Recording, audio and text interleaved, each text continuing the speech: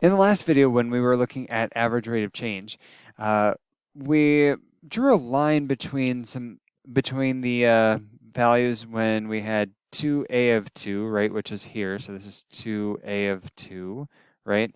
And then when when we had a time value of 4 and we had this other point 4a of 4, right? There was that point. We ended up drawing a line that connected these 2 points, right? Um, and specifically, we were interested in looking at the average rate of change over the interval from when time was 2 to when time was 4, right? And so this line, we ended up calculating the average rate of change, which was the slope of this line. Well, why not give a name to this line? This line actually has a nice name in mathematics. It's called a secant line, okay? And so we already know, okay, we have this line. We calculated the rate of change, or the average rate of change, which was the slope of this line. So we have the slope of the line, and then we have a point on the line, right? We have an end point. Actually, we have two of them. So pick one. So we have a point, we have a slope, we can make a line, right? And so here's the more technical language that you can use to define a secant line, but we have 2 points, which are the end points of our interval for which we could calculate average rate of change. And then we calculate average rate of change and just call this the slope of the secant line. Again, this is our AROC, average rate of change. Okay, so then when we calculate the line, right, we take one of the points. I happen to pick point P. Okay, so again, P is equal to point x1, f of x1. Okay, you could have picked Q. Doesn't matter. You'll get the same line. And then, so you take one of the points you have, and then you take your average rate of change, which is your slope of your secant line, and make a line. Bada bing, bada boom, we're done. Okay, well, kind of. We got to do some more examples with this. Okay. We care about the secant line for a very good reason. What we will see is that first, the secant line, if we don't know much about the function behavior between the endpoints, we can actually use it to estimate between the endpoints. That's application number one. Application number two, we will see in an upcoming video. So I don't want to give that away just yet. But for now, we can use it to estimate. And that's what we're going to do in this first example. Okay, so we suppose we have f of x as that function. Okay, find the secant line over this interval and use it to estimate that. Okay, secant line over the interval 1, 4. So I need to find the slope of the secant line, right? And so this would be f of, let's do it in the opposite order just for fun. F of 1 minus f of 4. Again, I could do it in the other order, over 1 minus 4. Okay. And I can do the calculation, okay, f of 1, so this would be 1 over 1, which is 1, minus 1 over 4, which is 1/4, over 1 minus 4. Okay, fractions, we love fractions. I know we do. Okay, 3 over 4 minus, or over negative 3. Okay, so then I'm just going to write this as 3 over 4 divided by negative 3. Okay, 3 over 4 times the reciprocal, negative 1/3. Okay, so that would reduce, giving me negative 1/4. Okay, so then all of this means that my secant line I can define as, and that's why I use a colon to mean define as, y minus, let's pick a point. I'm going to pick that one. So y minus 1, which would be f of 1, is equal to negative 1/4 x minus 1. Okay.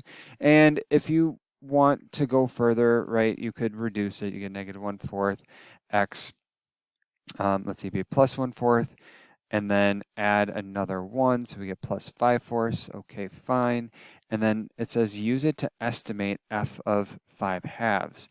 Okay, so now I would say that 5/2, that means my x value is 5/2. So I'm just going to insert it and figure out what y is. So y is equal to negative 1/4, and then 5 over 2 plus 5 over 4. And we got to love our fractions. We get negative 5 over 8 plus 5 over 4. Multiply the second one by 2 over 2. And I get negative 5/8 plus 10 over 8, right? And I get positive 5 over 8. Okay, so that is my estimate. Now I'm going to find it exactly. So now I'm just going to say, what is f of 5 over 2? Well, that would be 1 over 5 over 2, which ends up being, with a little bit of work, 2/5.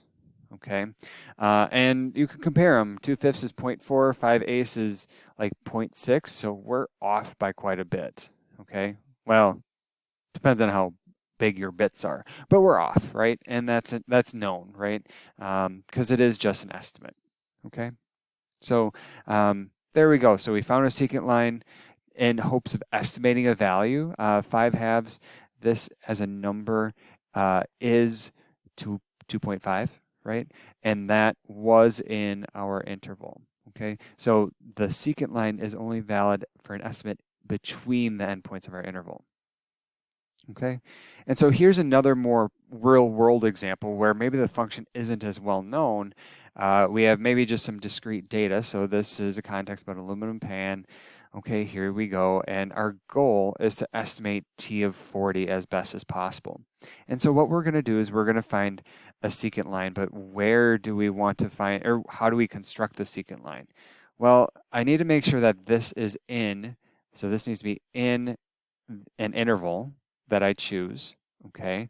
And the question is, what interval do I choose? Well, honestly, it's up to you, but it says as best as possible. So I want to use numbers as close to 40 as much as possible for time, and that would be these two numbers, right? 30 is a little bit less, 60 is a little bit more, so I can just use these two to make our estimate. I could use other intervals like 0 to 60, 0 to 90, but my estimates won't be as good. Okay, so let's use these two. So I'm going to find the average rate of change. Okay, and so this would be A of 60 minus A of 30 over 60 minus 30. Do the calculation. A of 60 is 100 minus 150 over 30. Okay, this ends up being negative 50 over 30, also known as negative 5/3. Okay, and from here I'm going to calculate the secant line, or find the secant line. So L secant is defined as y minus, and pick a point. I'm going to say, let's pick this first one. Actually, no, I'm going to pick the second one because I like nice even numbers. Not that 30s and 150 are bad, but y minus 100 is equal to negative 5 over 3 times x minus 60. Okay, and then again, rearrange if you want to. I'm technically done with the secant line, and now all I'm going to do is estimate T of 40. So I'm going to say when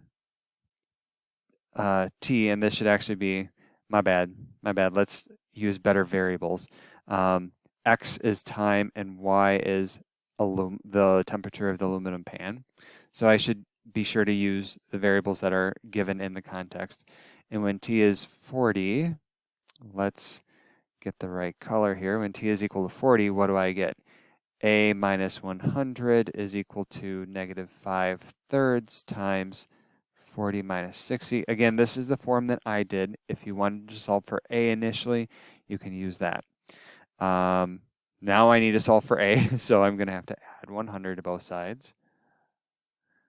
Okay, A is equal to negative 5/3, and then I have a negative 20 in here, plus 100 at the very end, and now I just need to do the calculation. So I get 100 over 3 plus 100 multiplied by 3 over 3.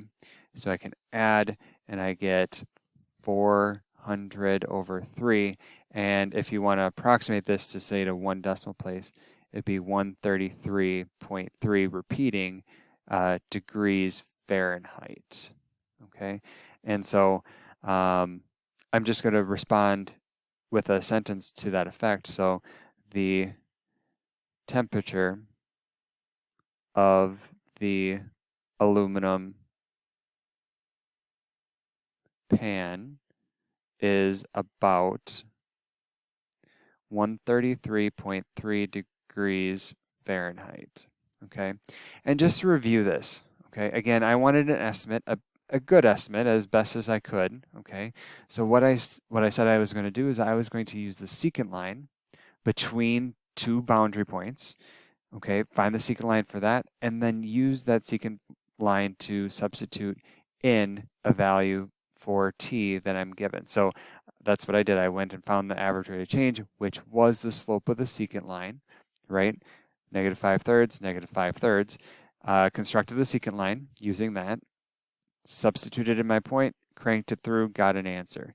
And that's what we need to be aware of. So secant lines are good to estimate and good to use to find another type of rate of change. More on that coming up.